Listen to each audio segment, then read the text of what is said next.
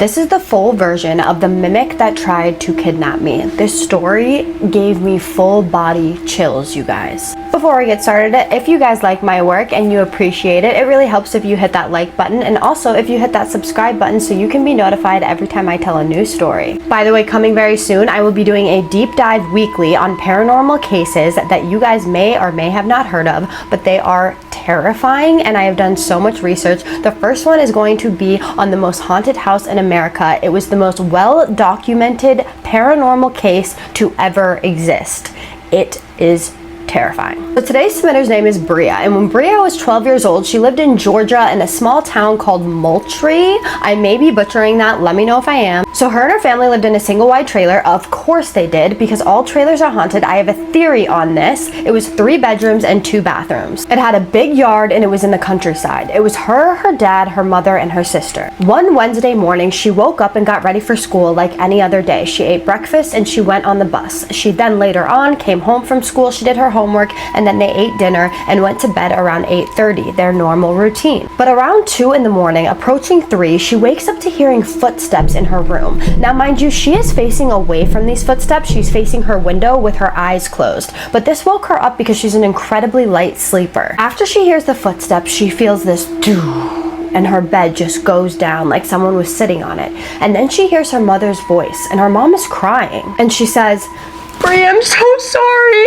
I love you and your sister so much." So Bria is immediately like, what the hell is going on? Like, she had heard her parents argue before, but nothing like this. She had never come into her room and cried to her before. So she's just kind of sitting there stiff, not opening her eyes and not moving. That's when she got this overwhelming feeling not to open her eyes and turn around and look. And she said that she almost like literally heard a voice in her head say, "Do not open your eyes, do not turn around, pretend like you are asleep, do not let her know you are awake." As soon as she's starting to think this and kind of hear it, she feels her mother's arms wrap around her body.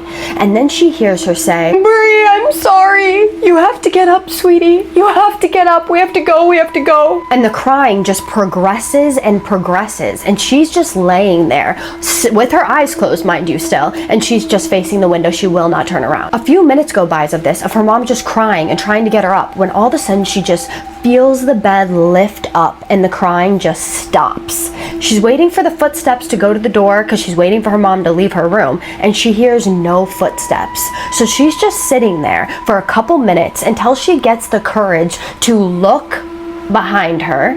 She looks behind her, scans the room, and she sees nothing. So at this point, she gets up and she goes to her parents' room, which is across from her and her sister's bedroom. She walks into the room, and to her dismay, she sees her mother and her father both peacefully sleeping in bed. So at this point, she's like, what the is going on? So she walks over to her mom, she shakes her, and she's like, Mom, did you just come into my room crying, saying that we had to go?" And her mom is like, "No, what are you talking about? I've been asleep this entire time." And her mom just kind of brushes it off. And shockingly, so does Bria. Bria brushes it off, and she tells herself it was just a very vivid dream.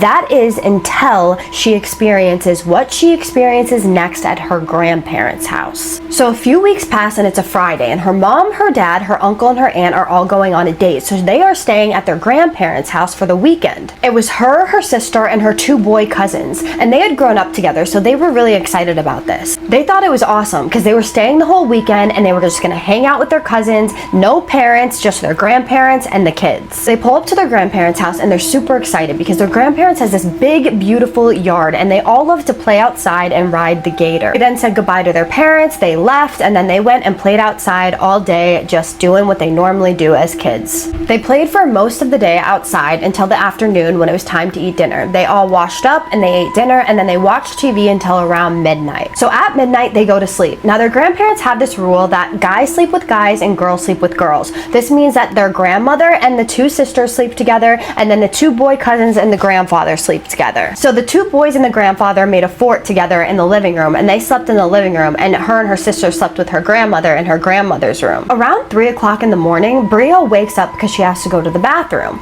And when she turns over and opens her eyes, she sees that her grandfather is standing over her grandmother while she is sleeping. So she's like, what the hell? And she calls out to him, and he doesn't say anything. He's just standing there staring at her grandmother. So she thought this was weird, and she just had this feeling that she shouldn't get up and go to the bathroom, and she was just really scared for some reason. So she turns over and she faces the wall, and a few minutes go by, and then she feels someone sit down right on the bed. So she sits up and she looks over, and it's her grandfather, but he's not saying anything. He's just sitting there with his head down, staring at the bathroom that she was just thinking of going into. So she asks him, are you okay? And again, he says nothing. Now she's just thinking at this point that he can't sleep in the living room. Maybe he can't fall asleep because the living room, the couch is not, that fun to sleep on. So she lays back down and she closes her eyes, and now it's going on about 3:50 in the morning. And she starts feeling like someone is staring at her. So she opens her eyes, and to her surprise, her grandfather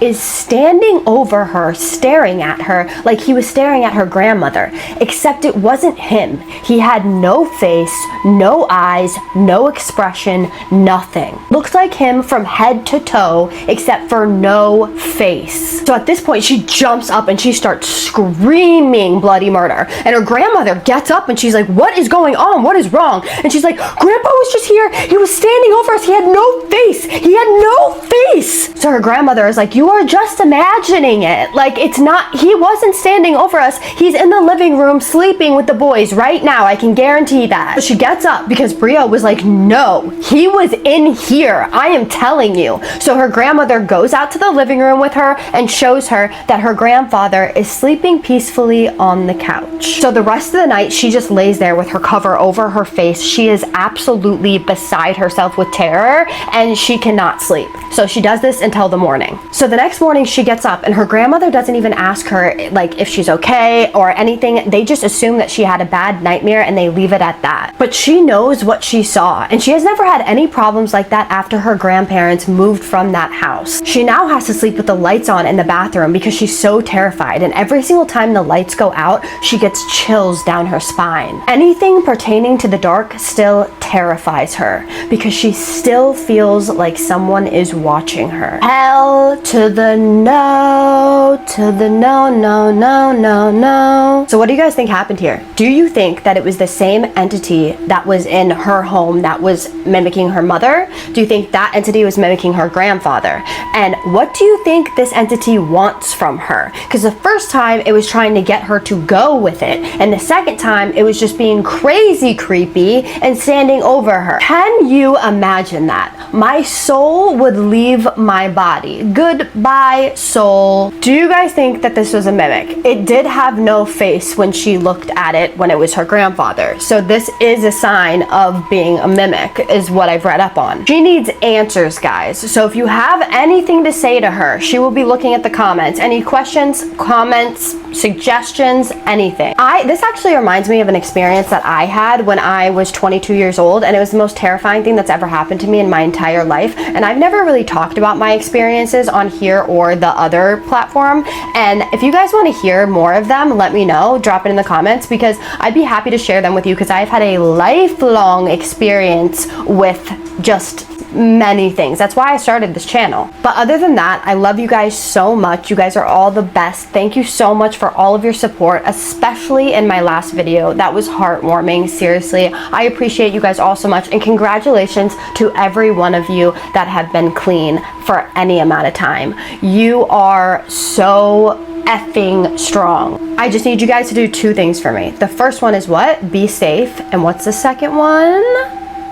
Have a spooky night. Keep sending me your story, you guys. I'll see you in the next one. Love you.